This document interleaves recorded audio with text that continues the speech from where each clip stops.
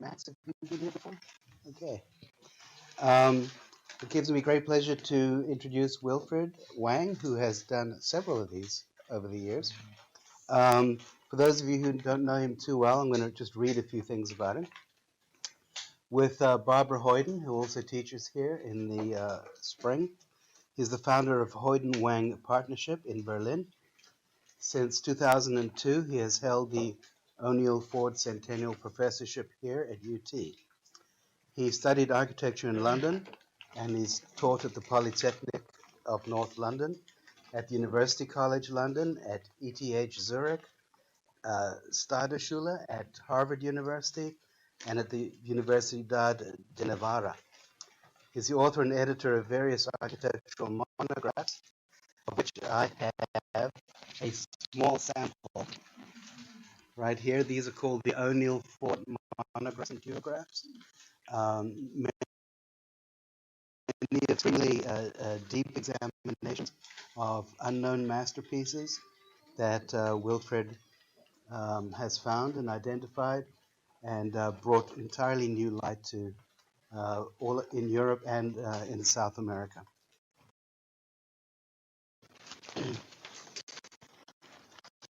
He served as chairman of the Schelling Architecture Foundation, that's in Berlin.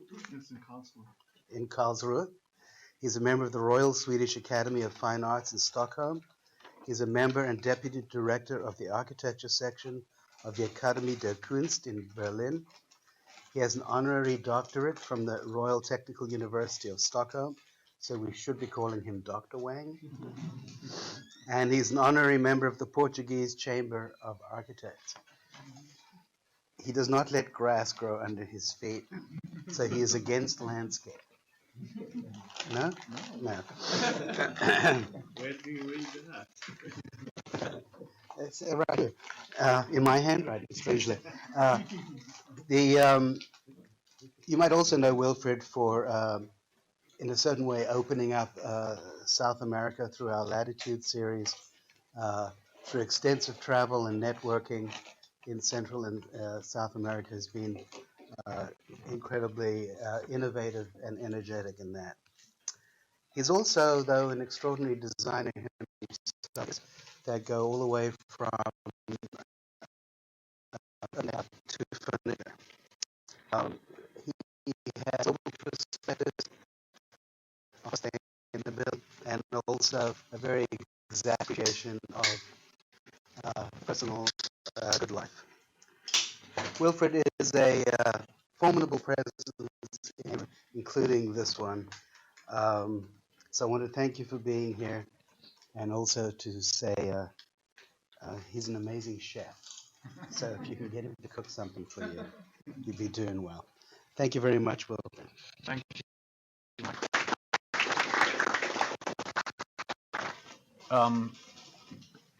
It's with a lot of pleasure that I'm presenting work that a number of people have done on E.1027 and on Eileen Gray. And I include colleagues here at the school, Fran Gale, Mark Majek, and a number of students who took the seminar last year, as well as students who are taking the seminar this year on E.1027. And the reason why I've offered this is because in 1989, before most of you were born, with the exception of those present on the table maybe, a colleague, a very close friend of mine, Rosamund Diamond, began an investigation in the work of Eileen Gray, and we published this series of essays in what was called 9H, a journal that we published as students and then later on as young architects in London. And then I had occasion, when I was the director of the German Architecture Museum in Frankfurt in 1996, following my teaching at Harvard University, where Kevin and I met for the first time, we put on an exhibition of work, reconstructed furniture designed by Eileen Gray, and became director of the Architecture Museum in Frankfurt. I thought it would be important to put on an exhibition with a lot of material that was then owned by Peter Adam, the biographer of Eileen Gray. And while I was in London, I met Prunella Clough. Prunella Clough was the niece of Eileen Gray. I never met Eileen Gray herself. She died in 1976 at the age of 98. Born 1878 in County Wexford in Enniscorthy in Ireland, to a blue blood family of Anglo-Scottish Irish. She moved to Paris after having studied at the Slade School in London because she was stifled by the Victorian and Edwardian atmosphere of Britain and Ireland. The villa that she designed, E.1027, was a result of an encouragement by her then lover, Jean Badovici, much younger than she was at the time. She bought the site, she paid for the construction, she designed most of the building, and she gave the building to him. It was then left in his name. When he died in 1956, it passed on through an intervention by Le Corbusier into the hands of Zurich art gallerist Madame Schelbert, who believed for the longest part of her life it was a building by Le Corbusier. When she died, the building passed on to her doctor, Dr. Kegi, who one day in the late 90s was found murdered in this building at the hands of his gardener. In 1974, I think it was, or whenever Le Corbusier died. Le Corbusier died swimming in front of the just down there. Le Corbusier was a frequent visitor of this house. He was a close friend of Jean Badovici, who was the editor of an avant-garde French magazine, L'Architecture Vivante, and really they published at the time the most important modern architectural projects, realized projects. It's really an amazing compendium from the mid-20s to the early 30s, and it really puts Paris and Jean Badovici at the kind of center of modern architecture today. He remained part of that circle up to the 50s, part of the Siam group. He was, in a way, kind of a critic, a mouthpiece for that group.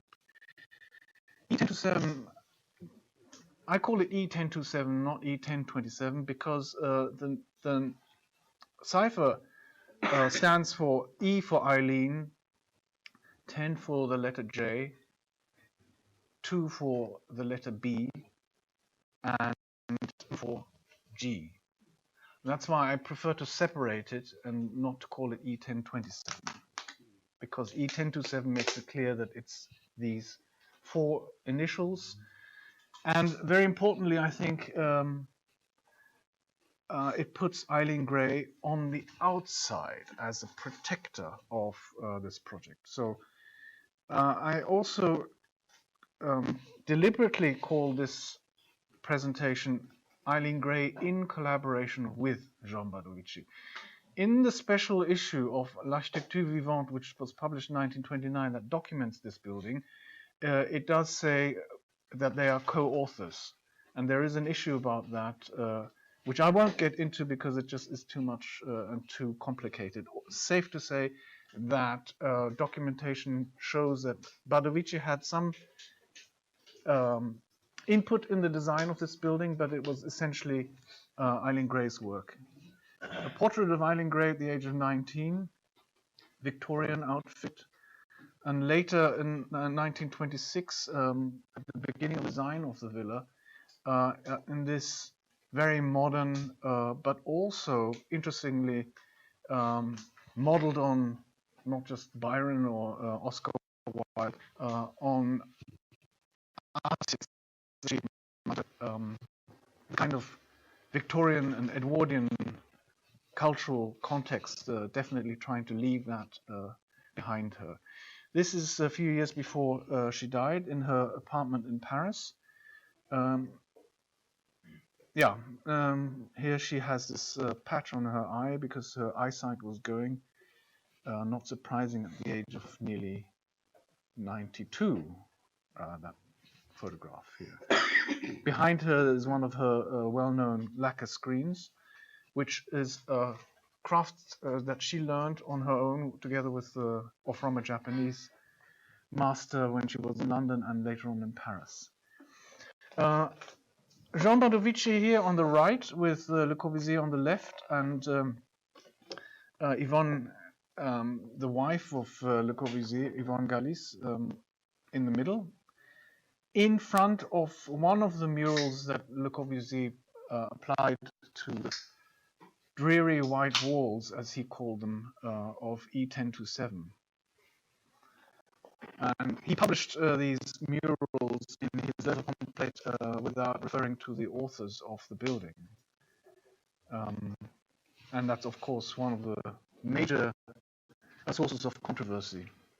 I want to suggest that E1027 is a total work of art that is unique at the time. There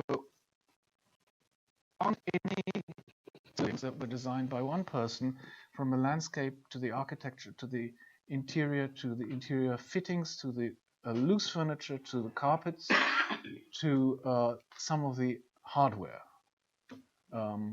as E1027 was. And it also marks a different modern architecture, a different conception of a modern architecture.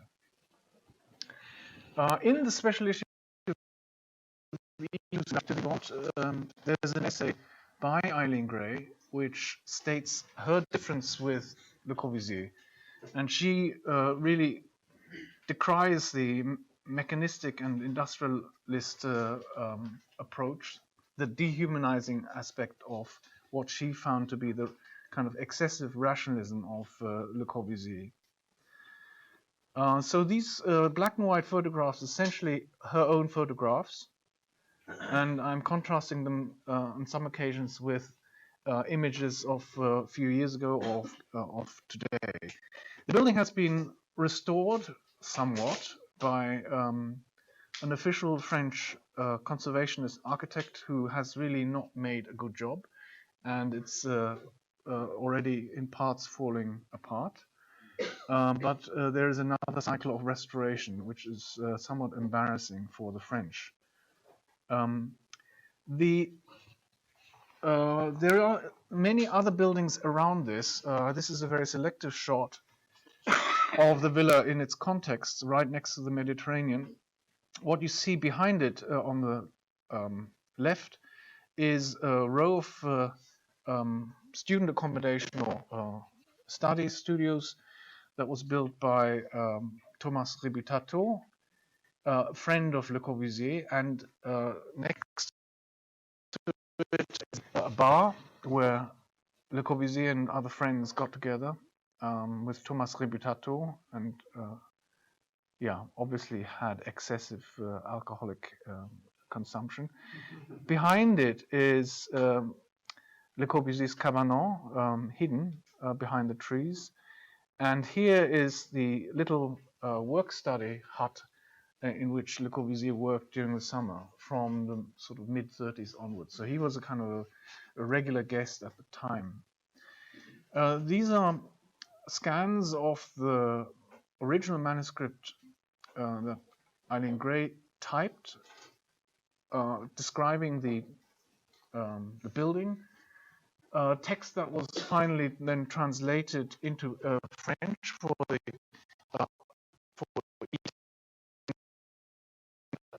It's very interesting the way that she talks about some of these things. The interior plan should not be the incidental result of the facade.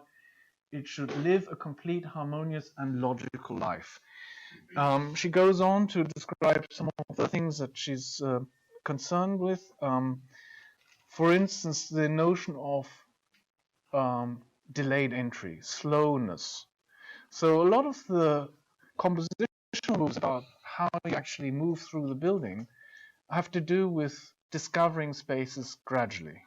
the entrance sequence is like that. You come through here, and there's a kind of a series of elements. It's almost like a flipper machine, where you're being guided, and you're only released into the view of the space once you've come almost to the depth of the space. And the same applies to the master bedroom, which I'll talk about in some detail.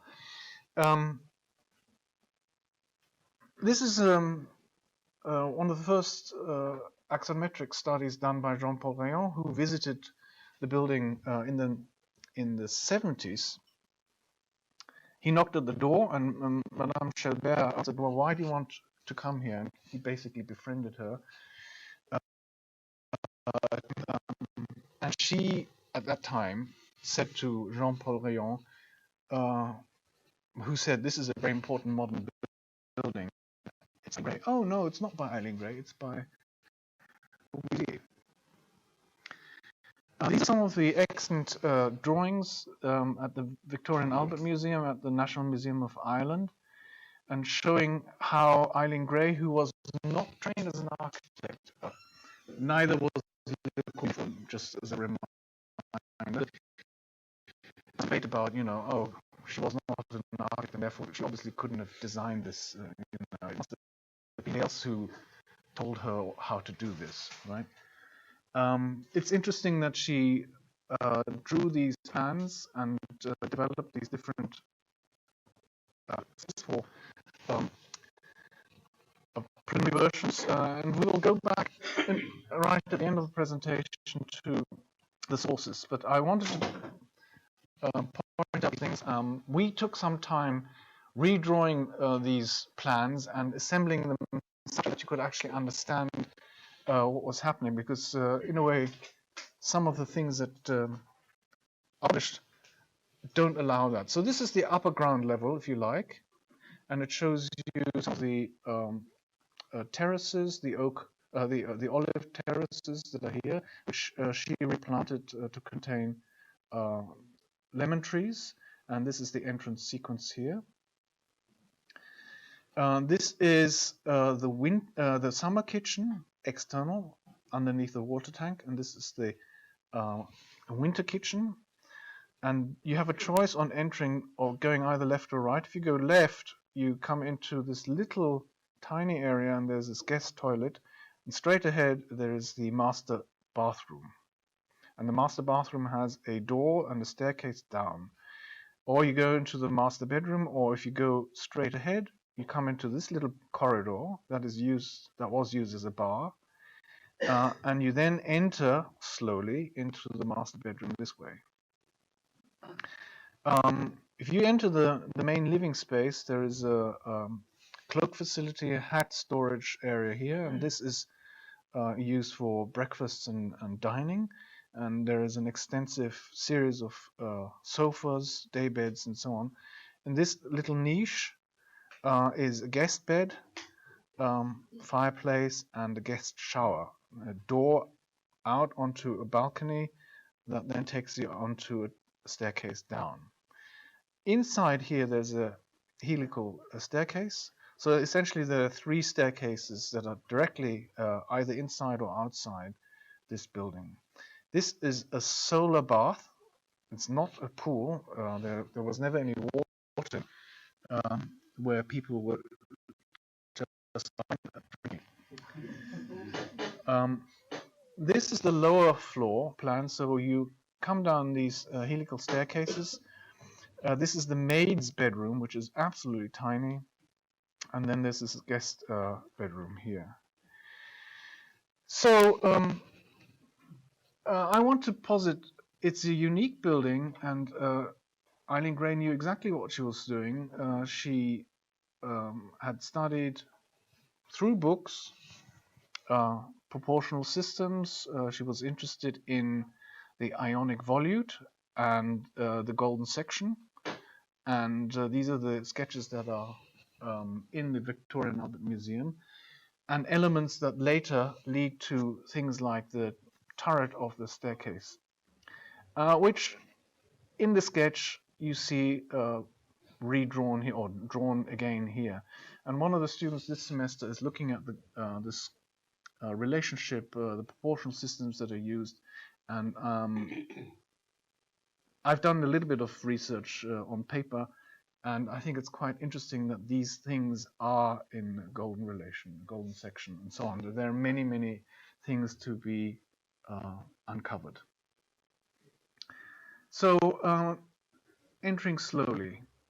This is the approach. You come down a steep set of terraces. They've replanted some citrus trees here. You enter into the gap, and then you face one of the 8 look right to the walls, and he graciously left the original lettering, "Entrez lentement." One of the students, together with 2 other students last semester, Isabel Dennis, under the guidance of Fran Gale, researched the color scheme, and the Association Cap Moderne, the organization that's in charge of this, allowed us to take samples from this building, tiny samples from different places, and this is the color scheme that was uncovered.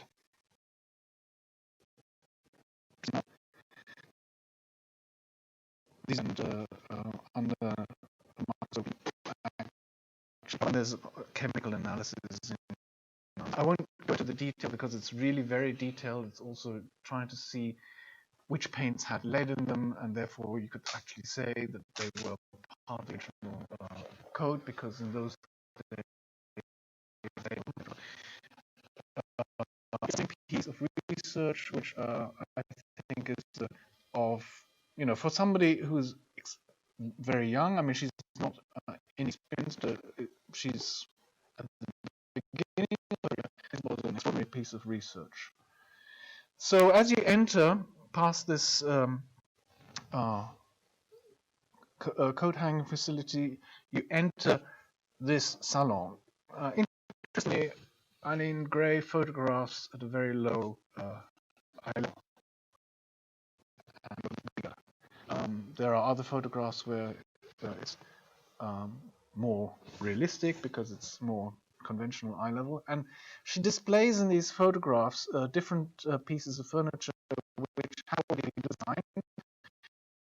designed, like the bibendum and so on, and assembles them inside this apartment. However, there are special elements like this light fitting, this side table, this fitted piece of furniture for the guest, and then the reading table, this folding sliding screen here, these carpets.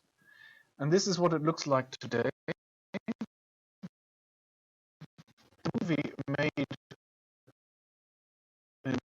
applied plasterboard wall over the repainted surface of the previous conservationist architect, because he believed he interpreted the color scheme in a certain way. So this is how it still looks today, and you can see another one of Le Corbusier's murals. Of course, this furniture piece is wrong, and there's a screen missing. So one of the kinds of pieces of research that we've done was to say, what was this thing about? We still don't know for certain, but what we do know, there is in the National Museum of Art this folded model displayed in such a way, and it's actually the wrong way around, because when you have it this way up, then it actually is that a model for this folding sliding screen that was then placed in this location. And all you have is this representation in plan and elevation. So a lot of speculation going on, a lot of hard work, and a lot of connecting the different kinds of things that we've seen and that we remember. One of the collaborators, a student, Reed Joslin, did a 3D model, and this piece is actually going to be made by a student this semester. So we took the liberty of inserting it in Photoshop, and at the same time we erased the mural. Another piece of furniture, the rotating bedside reading table, which you see here, and here with a flap. It's kind of a double jointed element where it has an asymmetric top, and there is that comes up where you can place the book, and the book is prevented from sliding off because there's a little pencil box. I don't know. There's a little pencil box.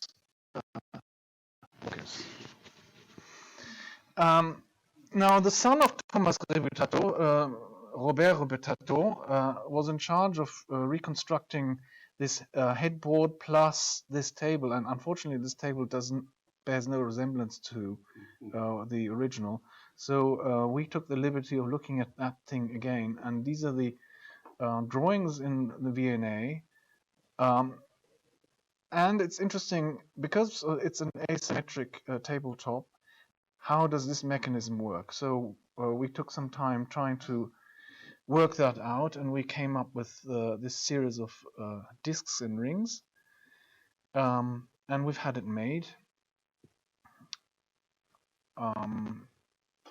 It hasn't been installed yet because our colleagues and all these things need to be reviewed by the French conservationists and everybody else, the kind of scientific committee. I'm a member of the scientific committee, but everybody else has to agree to it.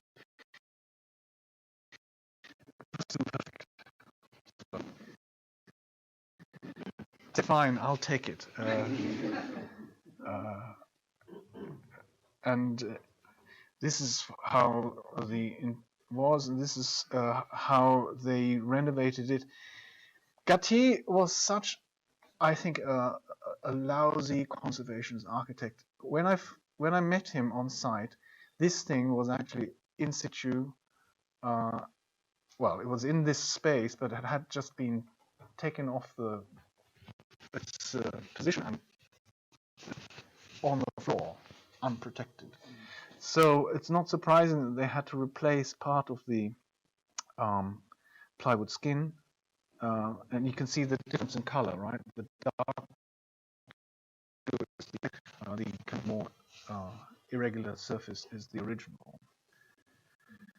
Another group looked at the bar, and is again a student this semester is looking at the bar. This is the area between the bedroom and the little tiny entrance area. This is a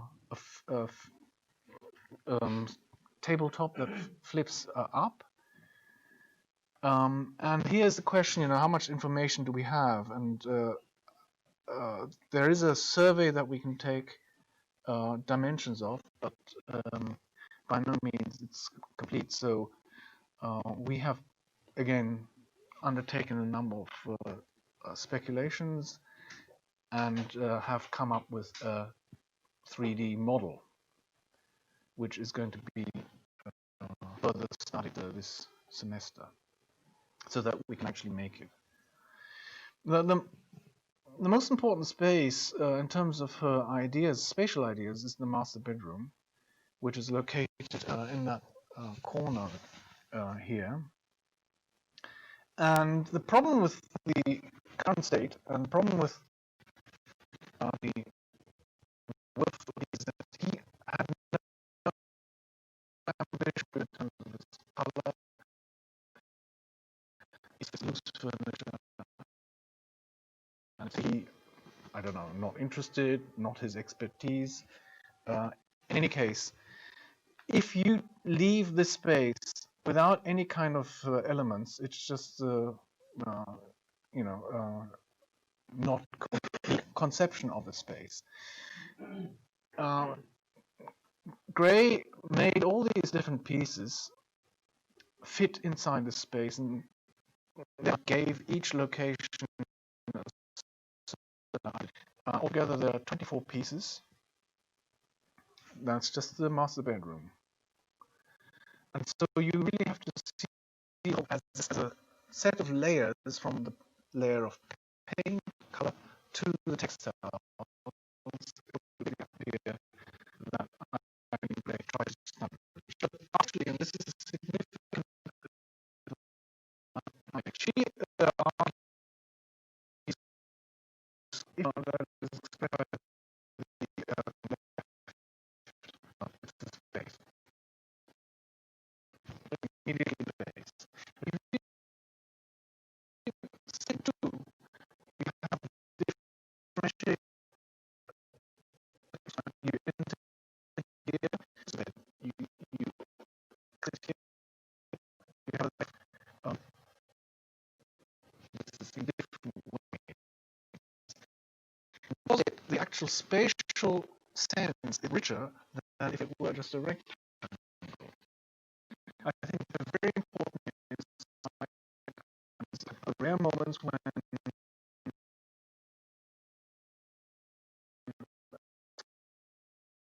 application. And needless to say that these things are also in the section here, these are spaces and dimensions. A photograph of the bed, and this is the data. It's just void of any of the qualities that these have. One of the students looked at the ceiling light here, or what looks like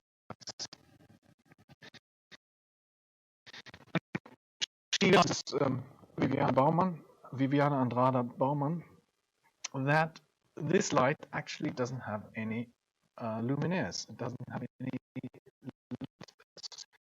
So this is also the major piece of research. This is the element from photographs, working in this instance backwards from the perspective, making a proposal how to add to remains of profiles that are in the wall, so that the whole thing is reversible. One of these aspects of come up with a more correct solution, the whole thing can be taken off and replaced. And here are Viviana's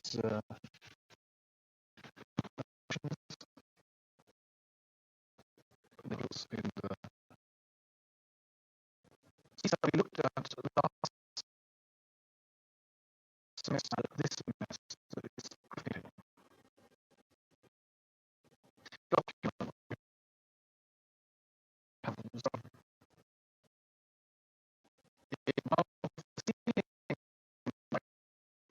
brings from the only image last year looked at this, made some models, went to E.1027 and into the reverse through the perspective tech.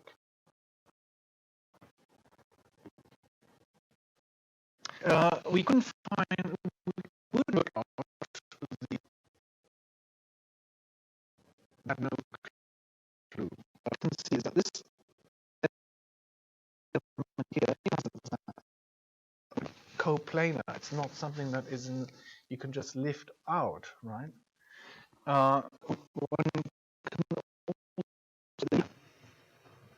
So we were working on, I don't know, maybe 50 different solutions. None of them worked until in our office in Berlin, we then came to this version where there's a couple of stays,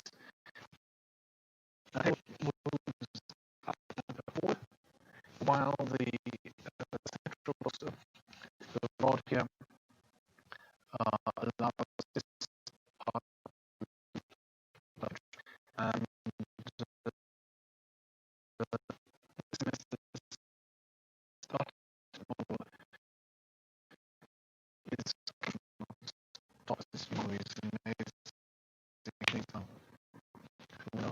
V-Ray, you can do these reconstruction.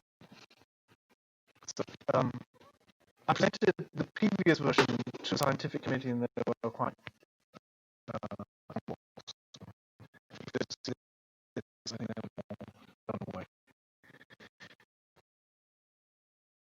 the area of the hand wash basin is how really misplaced the mirror, still why did I see this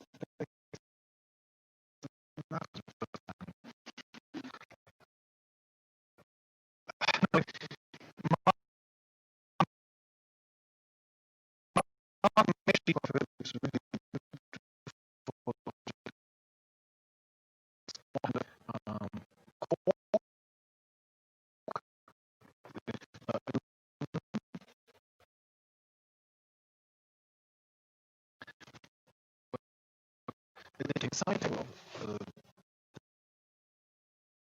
the bed,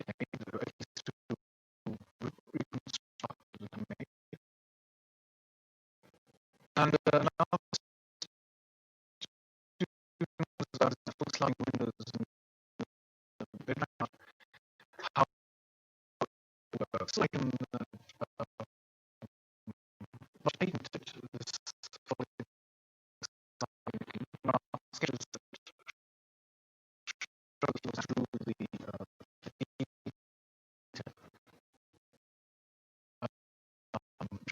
were built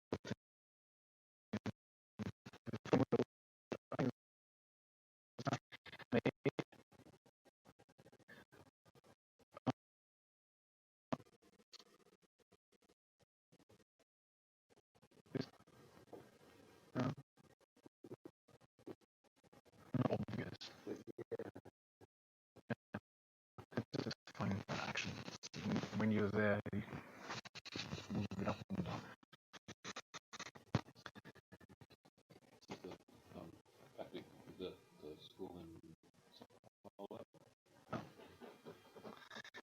And another group, Raquel Torres and Connie Chang looked at this table, starting from the function drawings and the piece that is in the museum in Paris, and coming up with the drawings and doing these inserts in the doing Photoshop numbers. So now, finally, sources. Le Corbusier claimed that E.1027 was based on the design for his parents' house. And if you look at the plan of his parents' house, or even if you look at the exterior, yes, they are both linear structures, and that's about it. I don't think that there are any other parallels, frankly. But of course, Le Corbusier had to be, because he's this kind of macho character, he had to claim something that he clearly was enamored with, and he was sort of completely, astounded that anybody could do this kind of intense work. He had to claim this. I won't make any more comments on this. I think that suffices. It leaks as well, repaired. Are the luxury sleepers and the marine naval architecture. Her travels, studying cabins of steamers. These are her notes, or hotels where she stayed. Luggage she had, she didn't have this. We don't know, but people of her kind of stature would have these kinds of traveling pieces of furniture, and being brought up in kind of a British military household, they would be exposed to this kind of campaign furniture. But more importantly, she was also, in 1922, she designed this table, right? So this is at the same time as the neoplasticists. She was studying Moise Ginsburg's kitchen for the Nakomfim, These are her sketches. These are her axonometrics. She looked in 1923 at the exhibition of art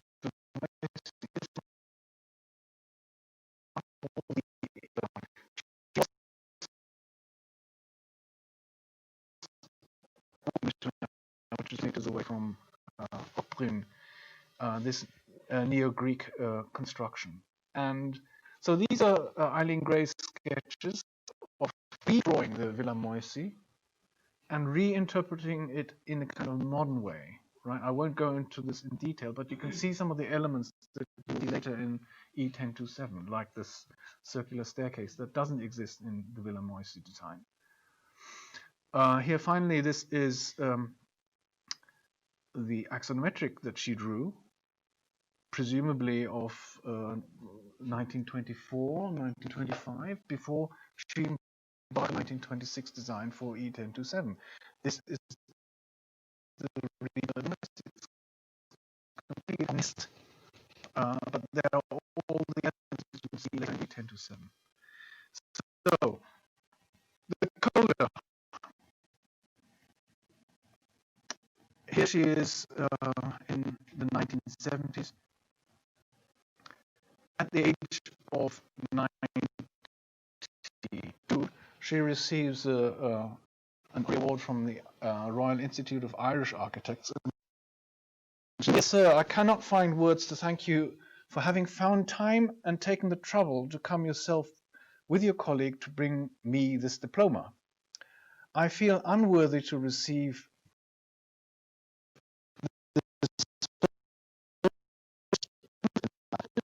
the people of Ireland and specify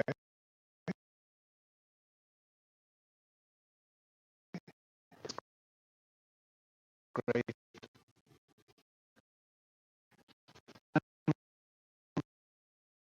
a letter to Peter Adam complains since I would say last 20 years about her health deteriorating as it was, but